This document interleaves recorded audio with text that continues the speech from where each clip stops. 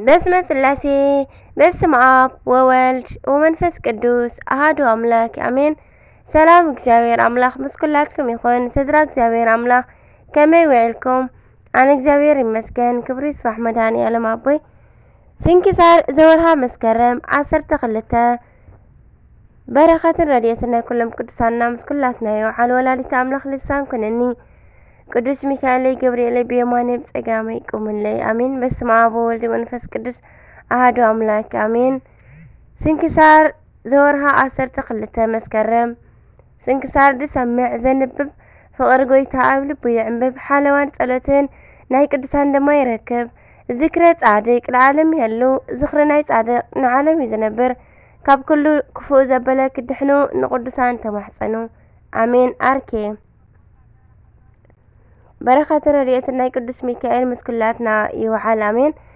ሰላም ለምቅዋምከ ዘልዑል ማዕርጋ እምቅዋም አላፍ እንግልጋ ሚካኤል መንፈስ ዘእንበለ ሰጋ ታድህን ተተመንደቡ ለማዕበለ ባህር እምጽጋ ወለእለ በበድው ከበ ትባልህ በጸጋ አሜን። ትርጉም ድማ ኣብ ቅድሚ ፈጣሪ በአላፍ መላእኽቲ ተኸቢባ ልዕል ዝበለ ግርማ ረኺባ እትቀውም ግርማ ዘሎ ማዕሪጋ ሰላም ይብል። ተፈጥሮኻ ካብ ንፋስ እምበር ካብ ስጋ ዘይኮነ ቅዱስ ሚካኤል ካብ ባሕሪ ማዕበል እንዳት ተንከራታቱ ካብ ጭንቀቱ ኣብ በረኻ ወዲቖም ካብ ዝድቅሱ ብፍጹም ረድኤትካ ፈጢንካ እተድሕኖም ንስኻ ኢኻ። ንዓና ድማ ካብ ዘለናዮ ክፉእ ጊዜን ሰዓትን አድሕነና ይብል። በረኸቱ ይሕደረና አሜን። ዝተቀደሰን ዝተባረኸን መዓልቲ ድማ ይግበረልና። በስመ አብ ወወልድ ወመንፈስ ቅዱስ አሐዱ አምላክ አሜን። መስከረም 12 ናይ መላእክቲ ኩሉ ሓለቃ ቅዱስ ሚካኤል ንበይኑ ንነቢ ኢሳያስ ናብ ንጉስ ሕዝቅያስ ከይዱ ኣብ ልዕሊ ቅድሚኡ 15 ዓመት ከም ዝተወሰኸሉ ምእንቲ ክነግሮ እግዚአብሔር አዘዞ። ከምኡውን በዛ መዓልቲ ብጣዕሚ ዝኸበሩ 200 ቅዱሳን ሊቃውንቲ አቦታት ንከሓዲ ንስጢሮስ ኣብ ኤፌሶን ዘውገዝሉ ዕለት እዩ አሜን። በረኸቶም ይሕደረና አሜን። ተአመን ቅዱስ ሚካኤል ሊቀ መላእክት ቅዱስ መጽሓፍ ከም ዝነገረና በዛ ዕለት ንመላእክቲ ሓለቃኦም ንቅዱሳን እውን ረዳኢ ዝኾነ ሕያዋይ መልአኽ ቅዱስ ሚካኤል ንንጉስ ሕዝቅያስ ግሩም ብዝኾነ ተአምር ምስ ከተማኡ ኢየሩሳሌም ኣድሓኖ። እዚ ከመይ እንተበሉ ቅድሚ ናይ መድሓኒናን ኣምላኽናን ኢየሱስ ክርስቶስ ልደት 700 ዓመታት ሕዝቅያስ ዝበሃል ንጉስ ኣብ ልዕሊ ኣይሁድ ነጊሱ ነበረ። ሕያዎት ዳዊትን ሰሎሞንን ድሕሪ ምዕራፎም ከም ናይ ሕዝቅያስ ዝኣክል ቅኑዕን ናይ እግዚአብሔር ሰብን ኣብ እስራኤል ኣይነገሰን። እዚ ንጉስ ጣዖት ኣምልኾት ነቃቂሉ ኣጥፊኡ ነቶም ህዝቡ ድማ ንእግዚአብሔር ጥራሕ ከም ዘምልኹ ገይርዎም ነበረ። ነገር ግን ቅዱስ ሕዝቅያስ ካብ ዝነግስ ኣብ 14 ዓመት ናይ ኣህዛብ ናይ ኣሶር ንጉስ ሰናክሬም ብጽልኢ ተላዓሎ። ናብቲ ከባቢ መጺኡ ከቢቡ ኣስጨነቆሞ። ሰናክሬም ድማ ብኣጽዋር ብጣዕሚ ሓያል ነበረ። ከምኡውን ኣብ ልዕሊኡ ኣጽዋር ዝመዙ ካብ 185,000 ንላዕሊ ብርቱዓትን ተዋጋእትን ስለ ዝነበርዎ ሕዝቅያስ ከም ዘይክእሎም ተረዲኡ መላእኽቲ ለኣኸሉ። ክገብረልካ እየ ዝደለኻዮ ክህበካ እየ፣ ንሃገረይ ግን ኣይተጥፍእ፣ ንኢየሩሳሌም ኣይተቃጽል፣ ንህዝበይ እውን ኣይትቃጽል ብምባል ለመኖ። ከምኡውን ካብታ ከተማ ዝተረኽበ ወርቅን ሰልድን ኩሉ ጽዒኑ ለኣኸሉ። ሰናክረም ግን ሰይጣን ዝሓደሮ ስለ ዝነበረ ናይ ሕዝቅያስ ልመና እምቢ ኢሉ ንናይ እስራኤል ኣምላኽ ንቅዱስ ስሙ እውን ተደፋፈረ። ንሕዝቅያስ እውን ካብ ኢደይ ዘድሕነካ ምን እዩ? ንህዝቢ እውን እግዚአብሔር የድሕን እዩ ኢልካ ኣይትታለሎም ክብል ለኣኸሉ። ቅዱስ ሕዝቅያስ በዚ ጊዜ ናይ ፈጣሪኡ ስም ክቃለል ስለ ዝሰምዐ ፈጺሙ ሓዘነ። መልእክተኛታት ናይ ነቢይ ቅዱስ ኢሳያስ ልኢኹ ንሱ ናብ ቤተ መቅደስ ኣተወ።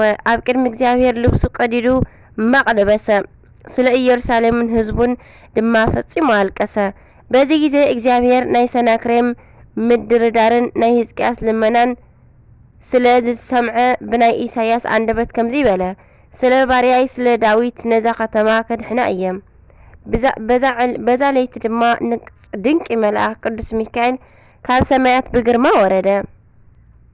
ናብ ሰናክሬም ናይ ኣጽዋር ሰፈር መጺኡ ሓንቲ ጊዜ ናይ እሳት ሰይፊ መዚዙ እንተኣርኣዮ ካብ ናይ ኣህዛብ ሰራዊት 185,000 ሓያላት ከም ቆጽሊ ረገፉ። ኣብ ሊኮስ ዝነበረ ሰናክሬም ንግሆ እንተተስአ እቶም ሰራዊት ኩሎም ናብ ዓስከረን ኩምራ ተቐይሮም ጸንሕዎ እሞ ብምስንባድ ናብ ነነዌ ከይዱ ናብ ናይ ጣዖት ቤቱ ምስ ኣተወ ደቁ ኣድራማሌክስን ሳርን ቀተልዎ። ትዕቢቱ ሰናክሬም ናይ ኣህዛብ መላገጺ ኮነ። ቅዱስ ሕዝቅያስ ግን ብፈጣሪኡ ስለ ዝተኣመነ ቅዱስ ሚካኤል ሞገስ ኮይኑዎ ናይ ዓለም ነገስታት ኩሎም ፈርሕዎ ይብል ኣብ ናይ ነገስት ምዕራፍ 18-13 ቅዱሳን ሊቃውንቲ ኣቦታት ኣብ ኤፌሶን ዝገበርዎ ጉባኤ። እዚ ድማ ሳልሳይ ናይ ቤተ ክርስቲያን ጉባኤ ክኸውን ከሎ ናይ ቁስጥንጥንያ ሊቀ ጳጳሳት ዝነበረ ንስጥሮስ ሰይጣን ኣብ ልቡ ስለ ዝሓደሮ ክሕደት ኣሕሰቦ። ንስጥሮስ ድማ ናብ ክሕደት ምስ ኣተወ ክብሪ ምስጋና ይኹን እሞ ንኣደ ጎይታና ንድንግል ማርያም ንኣምላኽ ብስጋ ኣይወለደትን ዕሩቕ ብእሲ ሰብ ወሊዳ ድሕሪኡ ናብ ውሽጡ ወዲ እግዚኣብሔር ሓደሮ። ምስ ስጋ ኣይተዋሃደን። ክርስቶስ ክልተ ጠባይ ክልተ ባህሪ ኣለዎ ኢሉ ኣመነ፣ ተዛረበ፣ መሃረ እውን። ዓምዲ ሃይማኖት ዝተባሃለ ናይ እስክንድርያ ቅዱስ ቄርሎስ ድማ ክሕደቱ ኣብ ሰምዐ ጊዜ ንስጥሮስ ናብ ዘለዎ ብምኻድ ወላ እኳ እንተመሃሮን እንተመኸሮን ንስጥሮስ ግን ሓንቲ ጊዜ ሰይጣን ስለ ዘሰሓቶ ንቅዱስ ቄርሎስ ክሰምዖ ፈቃደኛ ኣይኮነን። ከምዚ ብምዃኑ ድማ ሃይማኖታዊ ዝቐንዐ ምግባር ትሩፋቶም ዝሰመረ ቅዱሳን ኣቦታት ንንስጥሮስ ካብ ክሕደቱ ምሂሮም ክመልስዎ እንተዘይኮይኑ ድማ ንቅድስቲ ቤተ ክርስቲያን ምእንቲ ከይህወኽ ኣይምለስን እንተኢሉ ኣወጊዞም ንኸፈልይዎ ጉባኤ ገበሩ። ቅዱሳን ዝኾኑ ሊቃውንቲ ድማ ናይ ኢሳያስ ናይ ትንቢት መጻሕፍቲ እንዳተቐሱ ተምሃርዎ። በዓል ቅዱስ ቄርሎስ ተኣምራት እንዳገበሩ እንተነገርዎ ኣይምለስን ስለ ዝበለ ኣወገዝዎ። ዝኸበሩ ቅዱሳን ኣቦታት ድማ ኣምላኽ ብተዋህዶ ሰብ ምዃንን እመቤትና ድማ ወላዲት ኣምላኽ ምዃናን ብድጋሜ ደጊጎም ኣጸቢቖም ትክክለኛ ዝኾነ ትምህርቲ መሃርዎ። ንዝቐንዐት ተዋህዶ ኦርቶዶክስ ሃይማኖት ኣጽንዑልና። ኣፈ ጉባኤ ቅዱስ ቄርሎስ ስለ ዝነበረ ኣብ ቅድሚ ጉባኤ ንንስጥሮስ መጽሕፍቲ ጠቒሱ ተኸራኺሩ ረትሖ። ንስጥሮስ ድማ መልሲ ሰኣነ። እዚ ድማ ዓምዲ ሃይማኖት ዝተባሃለ ቅዱስ ቄርሎስ ብመንፈስ ቅዱስ መራሕነት ብሉይን ሓዲስን ኣጠናቂቑ ዝተምሃረ ገና ኣብ 12 ዓመቱ እዩ።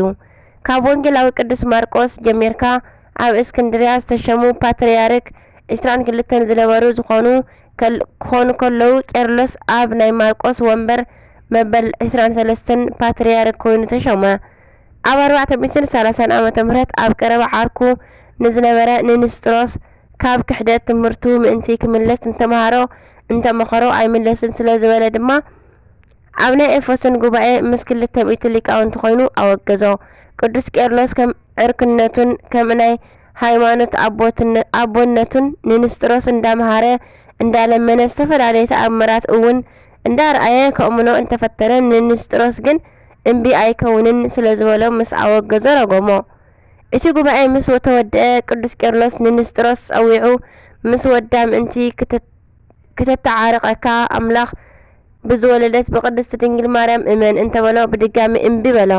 ኣብቲ ጊዜ ቅዱስ ቄርሎስ ንኣደ ኣምላኽ ዘይኣዘዘ መልሓስካ ንዓኻ እውን ኣይተኣዘዝካ ኢሉ ረገሞ እሞ ንንስጥሮስ ድማ ናይ ቅዱስ ቄርሎስ ርግማን ስለ ዝወረዶ ንስጥሮስ እዝኑ ደንቂሩ አንደበቱ ተዓጺው ከብዱ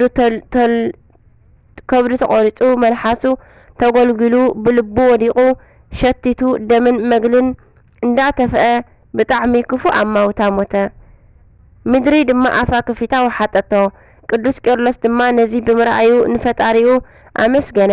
ጎይታና ድማ ብክብሪ ተገሊጹ ሃይማኖት ብምጽናዑ ኣመስገኖ። ናይ ቅዱስ ቄርሎስን ናይ ዝኸበሩ ቅዱሳን ኣቦታትናን ረድኤት በረኸቶም ይሕደረና፣ ብጸለቶም ይምሓረና ኣሜን።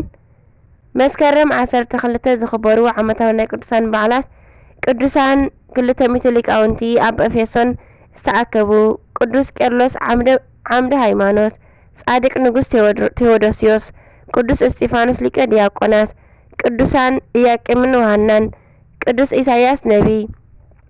ወርሓዊ በዓላት ድማ ቅዱስ ሚካኤል ሊቀ መላእክት፣ ቅዱስ ላሊበላ ጻድቅ ንጉሰ ኢትዮጵያ፣ ቅዱስ ማቴዎስ ሐዋርያ፣ ቅዱስ ዲሜጥሮስ፣ ቅዱስ ዮሐንስ አፈወርቂ፣ ቅዱስ ቴዎድሮስ ምስራቃዊ ሰማዕት፣ ቅድስቲ ክርስቶስ ሰምራ፣ አቡነ ሳሙኤል ዘዋልድባ። አሜን። በረከቶም ይሕደረና ምስ ኩላትና ድማ ይወዓሉ አሜን። ካብ ፍቅሪ ቅዱሳን ኣይፍለየና። ኣነ ድማ ዘውደቅኮ ዘንጠብኩን ካብ ዜማ ካብ ኣናባብ ኣፈ ቅዱሳን ድጓን መላእክቲ ተያርመለይ አሜን ወአሜን ወለኩሎ መላእክተ ሰማይ አሜን። አቡነ ዘበሰማያት ይትቀደስ ስምከ ትምጻእ መንግስትከ ወይኩን ፈቃድከ በከመ በሰማይ ከማሁ በምድር ሲሳየነ ዘለለ ዕለትነ ሀበነ ዮም ህድግ ለነ አበሳነ ወጌጋየነ ከመ ንሕነኒ ንህድግ ለዘአበሰረነ ኢታብአነ እግዚኦ ዝተመንሶት አላ አድኅነነ ወባልሐነ እምኩሉ እኩይ እስመ ዚአከ ይእቲ መንግስት ኃይል ወስብሐት ለዓለመ ዓለም አሜን።